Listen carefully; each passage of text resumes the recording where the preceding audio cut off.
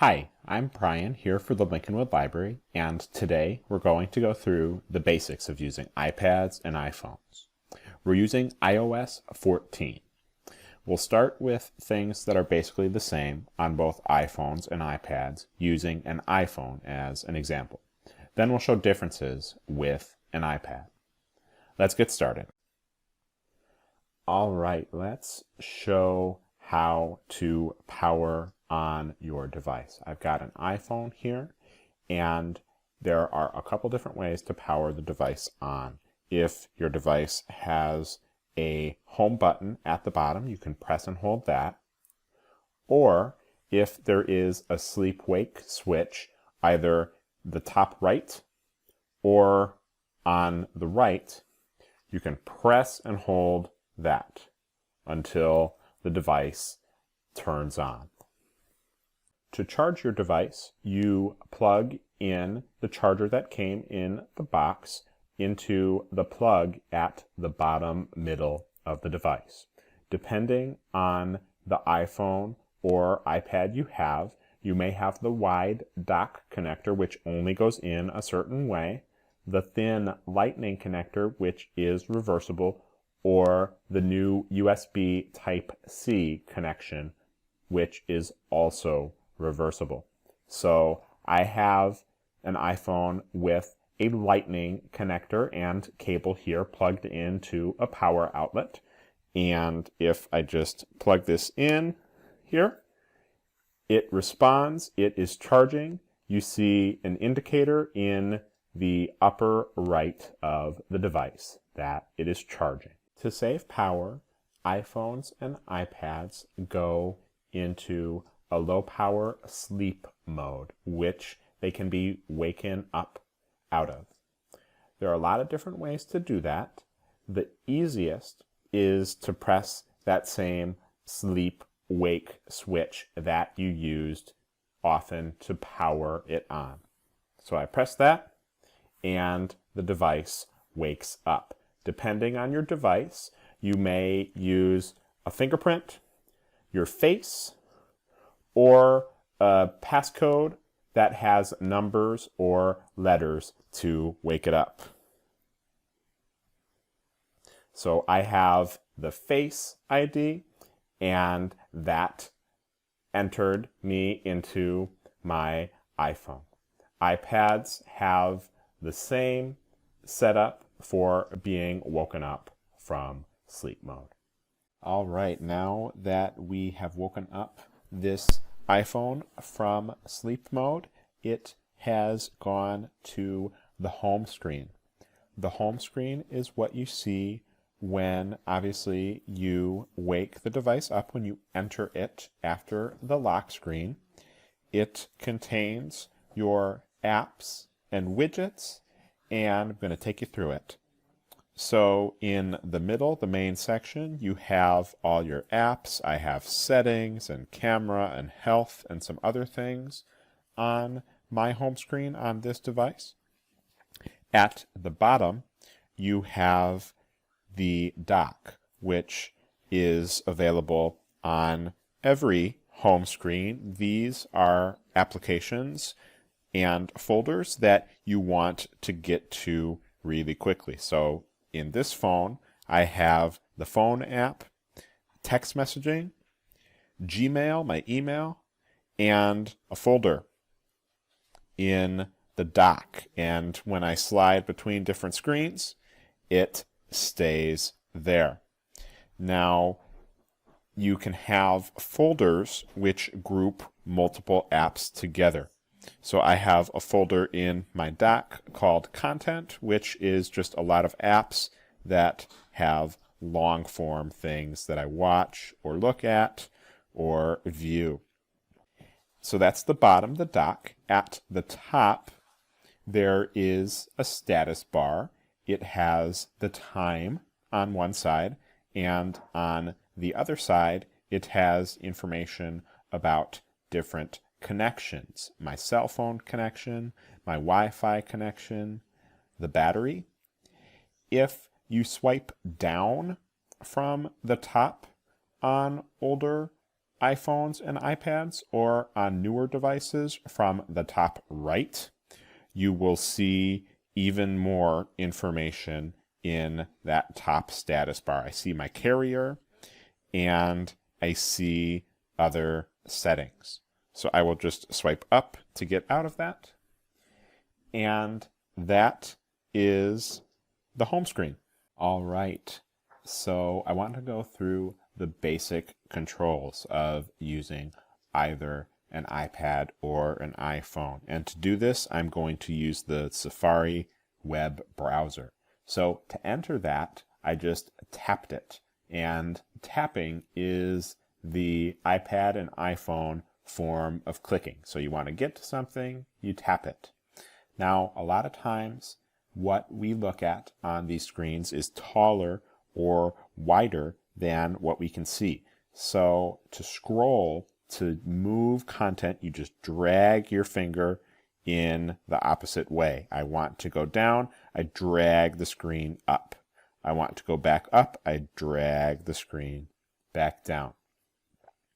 Now, you can zoom in on something if you want to make it bigger by taking two fingers that are near each other and expanding them outward. Then this is wider than my screen can display now. So if I want to go to the right, I drag my screen to the left and vice versa.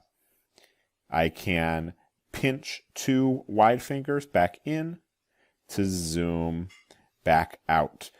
Most apps follow those controls. You'll be able to control them with these basic controls. I already kind of showed this, but I want to make sure to go through it again. To open an application from your home screen, you simply tap on its picture. So here is the Lincolnwood Libraries mobile app, and I pressed it and it opened up. Now, maybe I just want to browse some of the recommendations and not ready to check any out yet. I want to get out of the app. There are a couple different ways to get out of an app depending on what device you have. If your device has a physical circle home button at the bottom middle, you press that. That will take you to your home screen. It will exit you out of the app. If you don't have that, you swipe this little line that is at the bottom of your device. Swipe that up and it takes you back to the home screen. Now, of course, you can have multiple apps open, so I'm just going to practice opening a different app by opening Safari again. And here is the library website. So you can have a whole bunch of different apps open. All right, so I opened up a note and did a little typing. Our iPads and iPhones can rotate. A lot of times we get used to holding them in one orientation or the other, but it's important to remember that they can rotate. They have accelerometers that sense that. So when you physically rotate the device, like I'm going to do now, the screen adjusts. The content flipped over sideways. Now, if I flip it back, it flips back. The wide view is called landscape. The tall view is called portrait. Portrait view is typically the default, but depending on what you are doing, you might want to switch the orientation. Sometimes more buttons are shown on the screen, or buttons that are really important, for example, keys for typing, are easier to access. Now, you can also lock or unlock the ability of your device to rotate. If you access Control Center by swiping down from above the top of your device on older iPads and iPhones, or from the upper right corner on newer iPads and iPhones, you can view Control Center. And somewhere the buttons may be organized in a different order, but there is a button that looks like a padlock with a circle around it. That is the orientation lock. So I will swipe up to get out of this. And now when I rotate my device, nothing happens, which is good. If you're laying on the couch or something, you might not want your device to rotate. Sometimes the accelerometers are not perfect.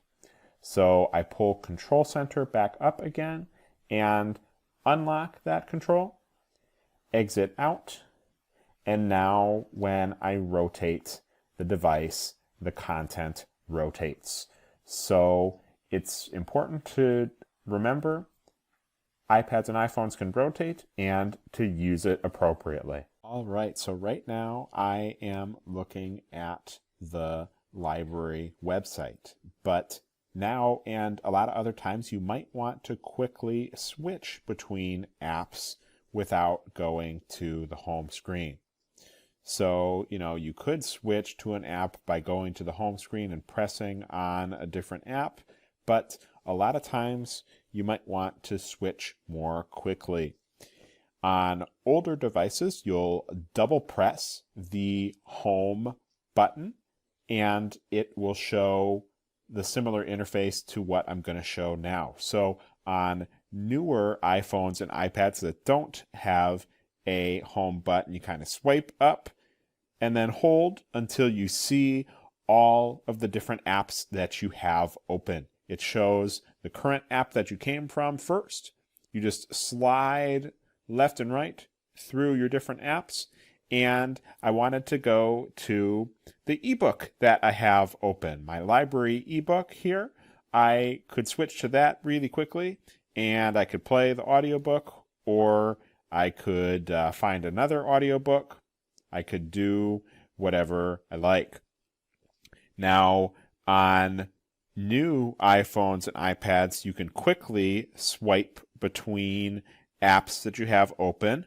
You can switch by just swiping left or swiping right. It remembers the order of the apps that you had open. So that is how you switch between apps. iPhones and iPads work with 3 kinds of headphones. I have an older one here that works with the 3.5mm standard headphone jack that I will plug in. The connector may be at the bottom or it may be on the top. They've changed that over the years.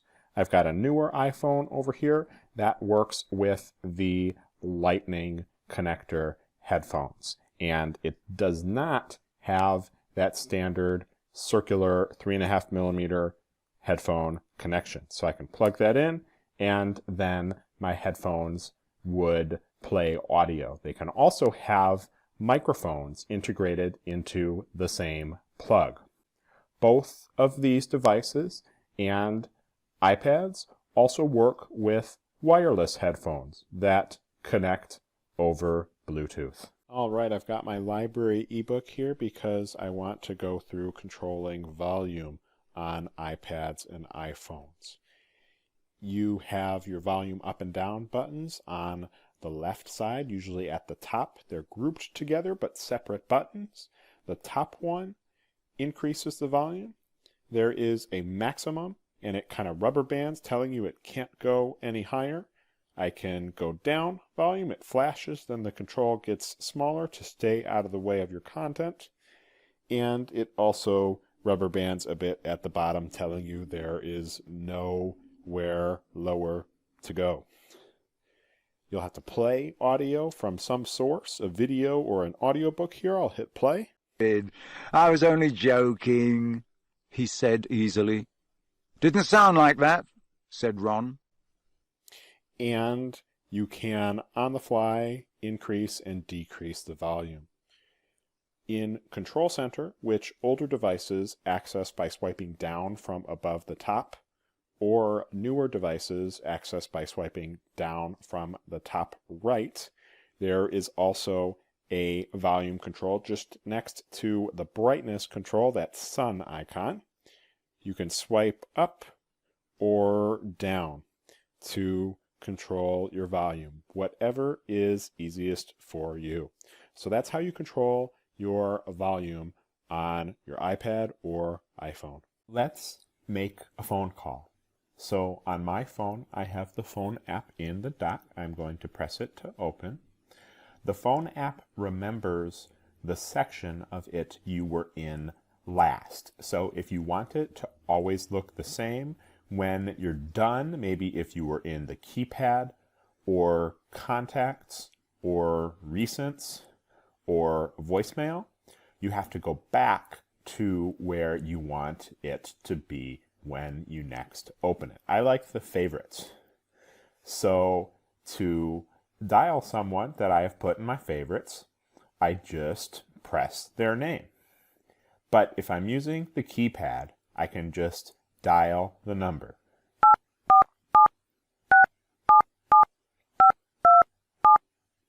This is the library number. The library is not open right now, so if I were to call it, they wouldn't pick up. But you just dial the number, the phone automatically formats it, and then you press the green. You press that red button to hang up. So I'm going to go to my favorites and place a call. Hopefully she picks up. We'll see. There we go. She picked up. She's not calling. So I can demo the iPhone calling interface here. So there's mute, there's audio, which will show the ability to enter speakerphone. You can add a call. You can see contacts if you're calling an iPhone. You can enter a video chat, FaceTime. There is the ability to hang up as well with the red button. And if you are calling a pharmacy or another business or the library, you might need to use the keypad, which allows you to enter in whatever numbers you need and star and pound. And you can hide that to get out of that. So that is how you place a call. Here's what it looks like when you receive a call when your phone is open. And this is what it looks like when you have actually started to talk on that call. You can hang up with the red button there. If your phone is asleep, the call that is incoming will take up your full screen, and there is a green button that you can slide to the right to answer the call. Next, let's take a look at the iPhone keyboard. And after that, we will do the iPad keyboard. So as an example, I like to use the Notes app, and it may list your different notes. In the bottom somewhere, there is a pencil over paper button to compose a new note. And whenever the keyboard is needed, it appears. It's hidden when you don't need it, which is great. And this app does large text as the title. You just press the keys to type that character. Now, your instinct often is to put your finger a little bit below the letter you want to type. If I want to say the, I might get a little below it by accident to be able to see what I am pressing, but you actually have to directly cover up the keys that you want to type, just like typing on a keyboard. The order of the keys is the standard QWERTY, but there are extra features. There is a row above the keyboard with suggestions. So if I start typing, it gives me different suggestions of things it thinks I might want to type. The middle suggestion is its top suggestion. The left suggestion is exactly what you type. Sometimes on the right there are alternate suggestions, including emoji in this case. The return button goes down a line. When you're on a new line, it capitalizes the first letter, and then subsequent letters are lowercase, which is great. If you finish a sentence and hit the space bar twice, 1, 2, it adds a period, does one space, and capitalizes the next letter, which is great. Now, there are also other sections of the keyboard because we need numbers and symbols and emoji. You start off typically in the ABC letters. You can hit number 1, 2, 3 to go to numbers, and then hashtag plus equals to go to even more symbols. Now, on different devices, the keyboard might look a little bit different. There is also an emoji button on my keyboard that I can press to see all the emoji. I'll press ABC to go back, though. There may, instead of that, be just a globe button that you would press and hold to see your different keyboards. But on my device, I have at the bottom a separate globe icon, so I can switch between different keyboards that I have installed. So again, I can press emoji to go into emoji. There are different sections at the bottom, frequently used, smileys and people, animals, and so on. Lots of different sections ending with flags. If I go into people and I go over to a lot of these hands, the default color is kind of a neutral yellow, but if you press and hold, there are different skin tone options. So you can do more inclusive emoji, which are great. Go back to recents. I can do smiley faces. There are all the standard emoji. I'll press back to the ABC keyboard. If you type characters that it thinks are errors, there will be autocorrection. When you hit space, it will correct to that middle auto-suggestion, which is important. In settings, you can enable all caps by double pressing 1, 2, the up arrow, so that everything you type is like you're screaming. That's not cool, though. To get out of this mode or to get out of capitalization at any time, you just press that up arrow shift button.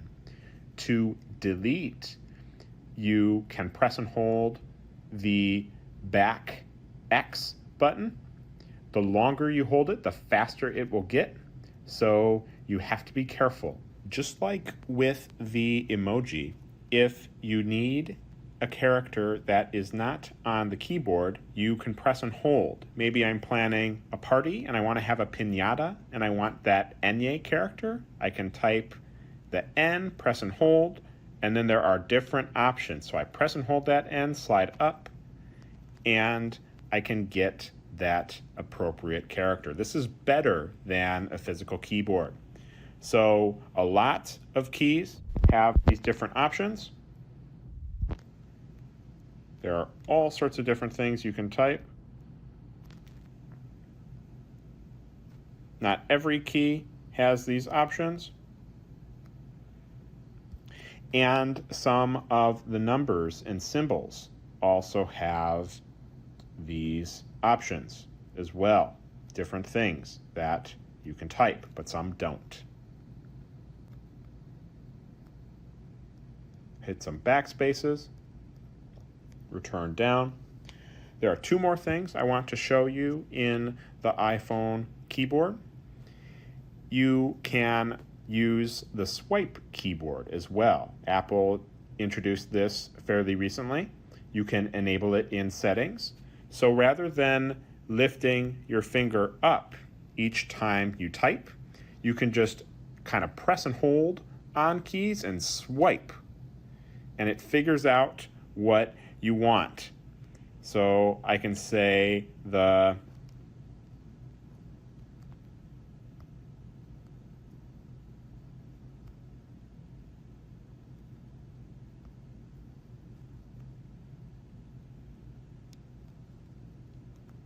you don't even have to be very precise, which is impressive. And when it is not sure about what you're typing, it highlights it, it underlines it in blue, or before in red. Now, there is also speech to text. There's this microphone button here beneath the return button.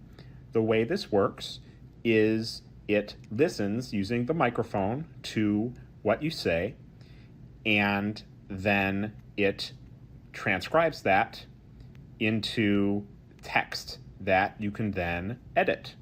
You'll press that microphone button, it will chime. Immediately after that, you start talking, and then it will transcribe what you say until you press a button to return to the keyboard. So let me show you that.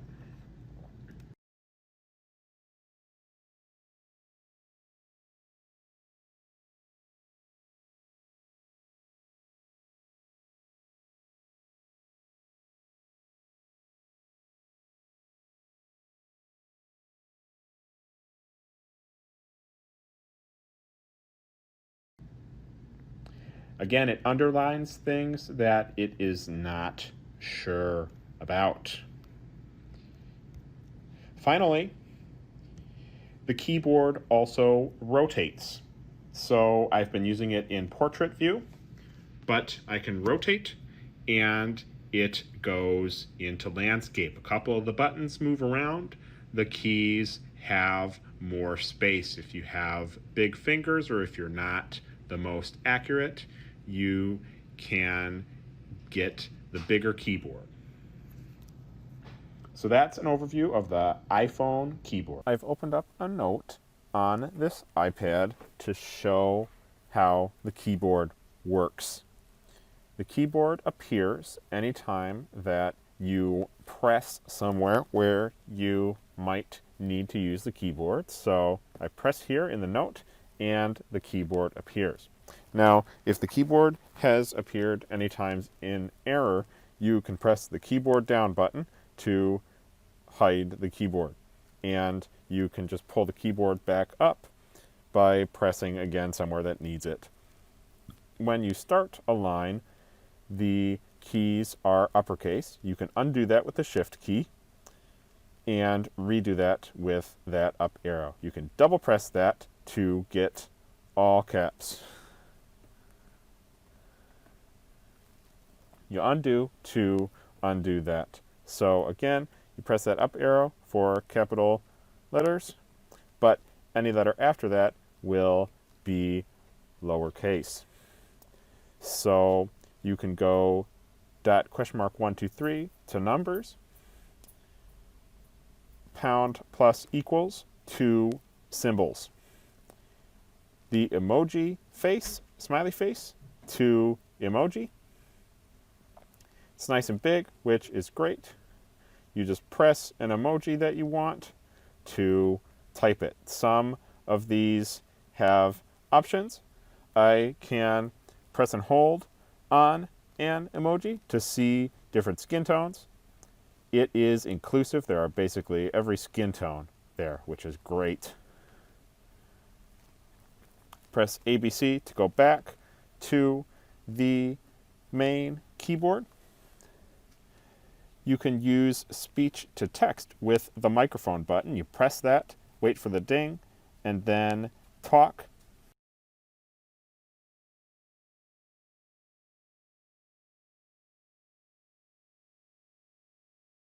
Keyboard button to say that you're done. Return goes down. The X back arrow deletes characters. Now, if you want one of these keys that is in the more faint text, you tap and drag down. If you just want the key that is bold and at the bottom, you just press down without dragging anything. So that is great to have quick access to lots of keys at any one time. And that is just a basic overview of the iPad keyboard.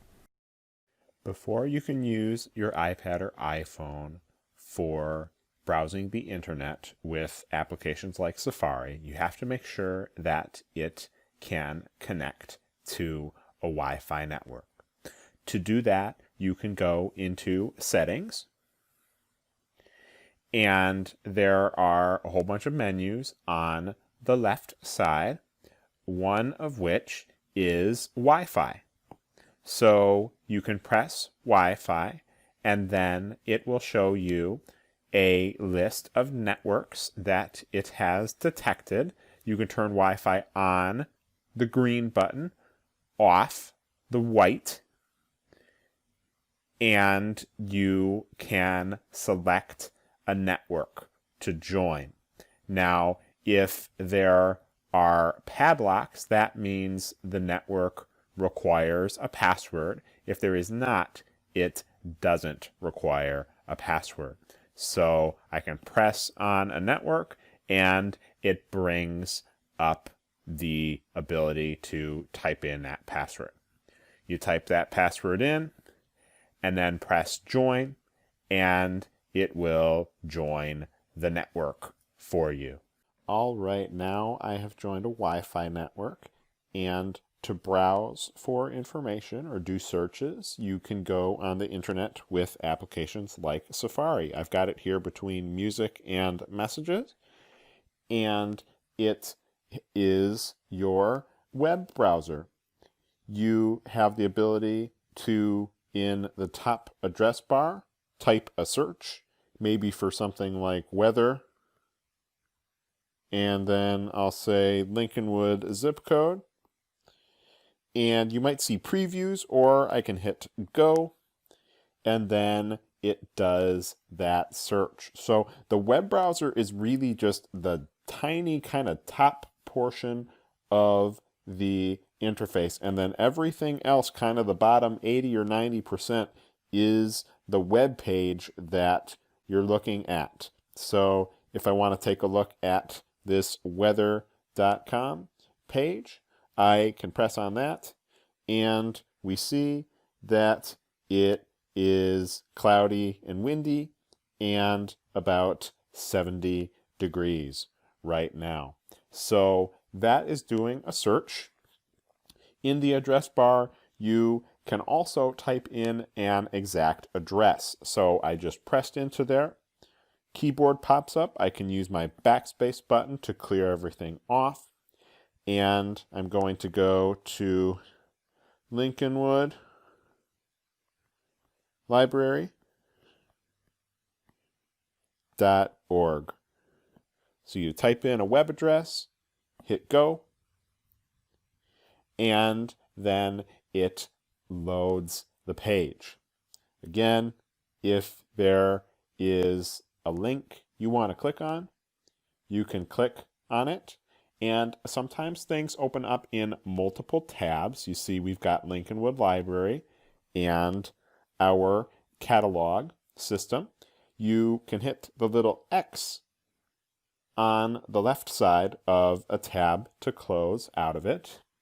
If you want to create a new tab yourself, you can hit the plus button. And maybe I want to pull up one of my favorites. I'll go to Apple's website to see what they have going on. Now, if you want to see all of the pages you have opened up in a preview, next to the plus, there is a button that looks like two pages on top of each other. You press that, and it shows you all of the tabs you have open. Maybe I want to look at iPhones. Since I'm on an iPad right now, I might like an iPhone. But if I change my mind, I can use the back button in the far upper left. I can go back, up, but I changed my mind again. I can use the forward button to go forward. You scroll up and down, you click on anything you're interested in.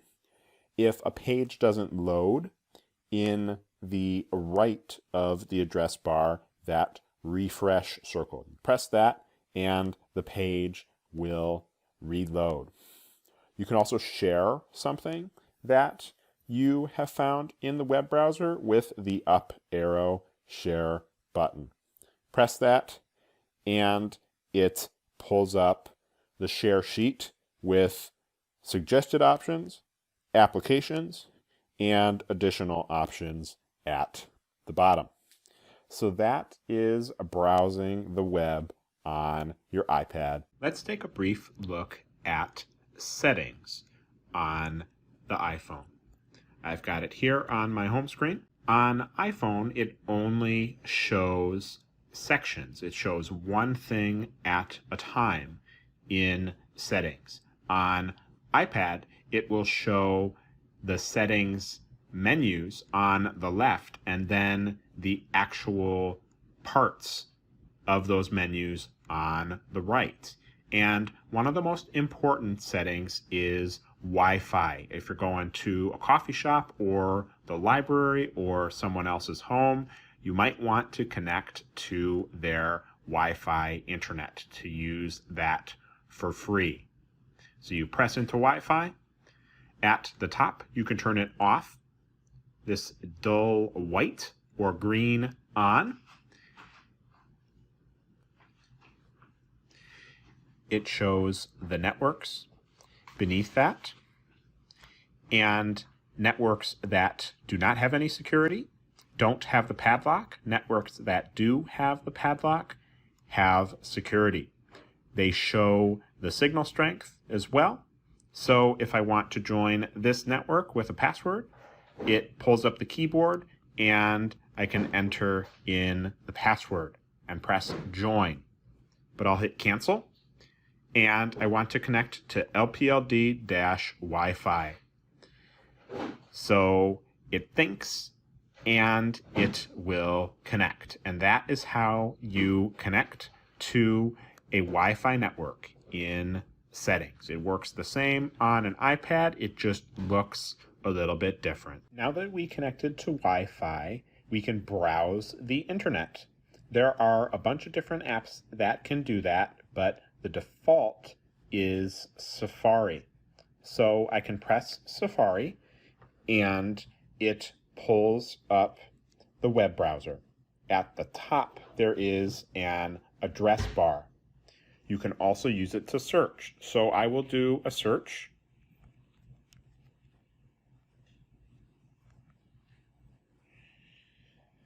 So you can just type whatever you like, and it will pull up results. If you want to click through on something, you just press, and it will take you to that web page. You can scroll up and down, zoom in and out. You've got all your standard controls. The web browser is really kind of the middle 80% of the screen. The top and the bottom are controls. The controls sometimes get very small or disappear. Just scroll up or down and they will reappear. Now you can also use the search bar to type in an exact web address. For example, lincolnwoodlibrary.org. So I will go to that, and here is the library website.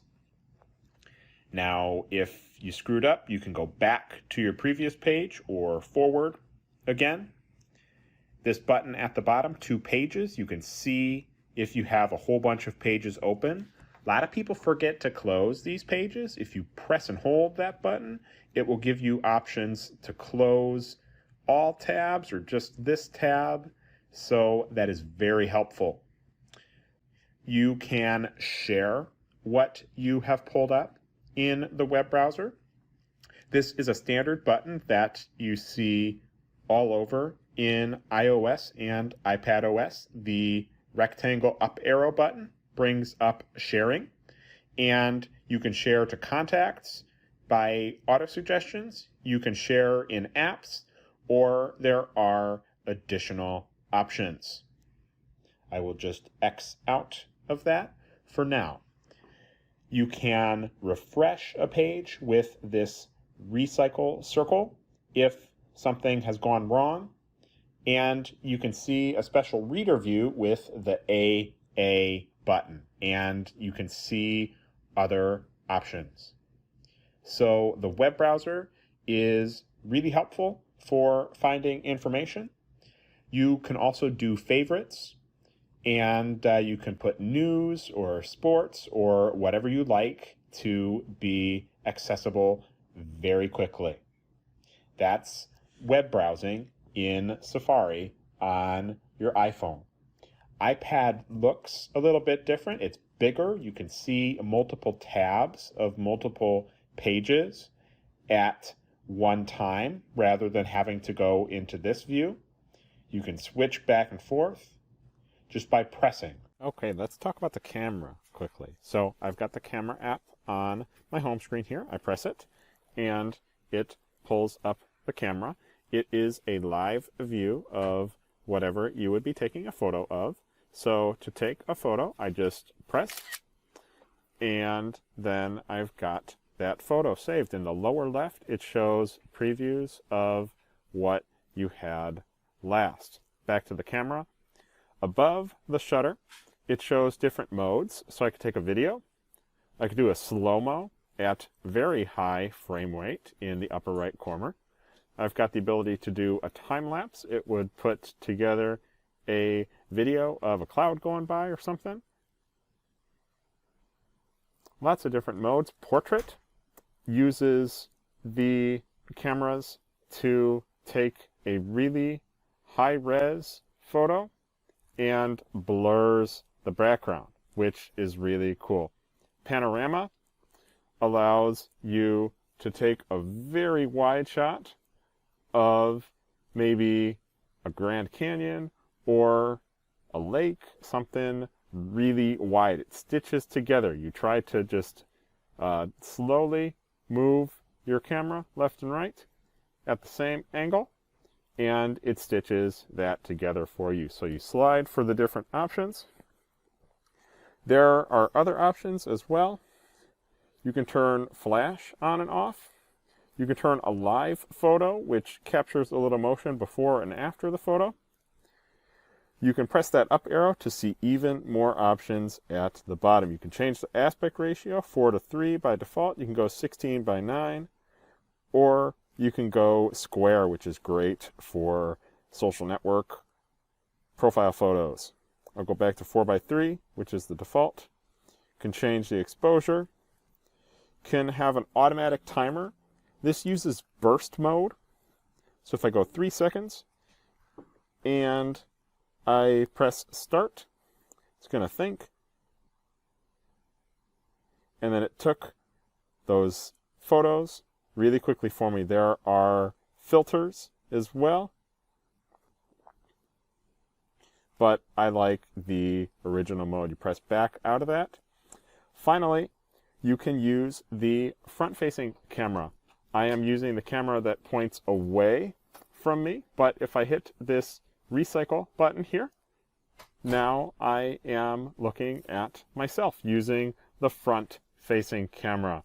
So different iPhones have different cameras, and the quality of both these and the photos facing away from you will be different. All right, we're just about done.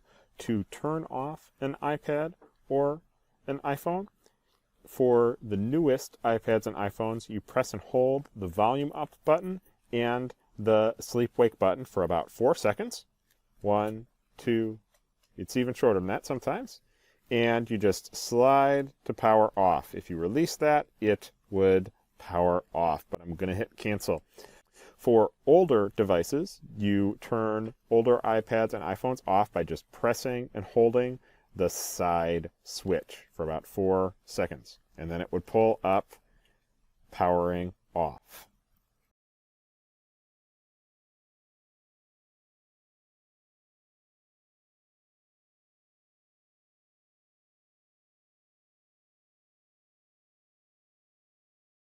All right, so that was our overview of iPad and iPhone basics. Lincolnwood residents can contact the library. We can help out one-on-one. We could schedule an appointment. You can contact information services staff, and we will get back to you and schedule you with someone. You can see all of our events on our events page here. You can see what we have going on virtually, hopefully in person someday. Under Research and Learning Quick Links, you can see all of the library's resources, including lynda.com for technology training and much more. Here is what Lynda looks like. You can sign up with your library card and a password to see their videos. You can go to our catalog to see what you can reserve to check out. And on our website, we have so many more resources. So thanks for watching this iPad and iPhone basics. We hope you've learned a lot. And reach out to the library to learn more.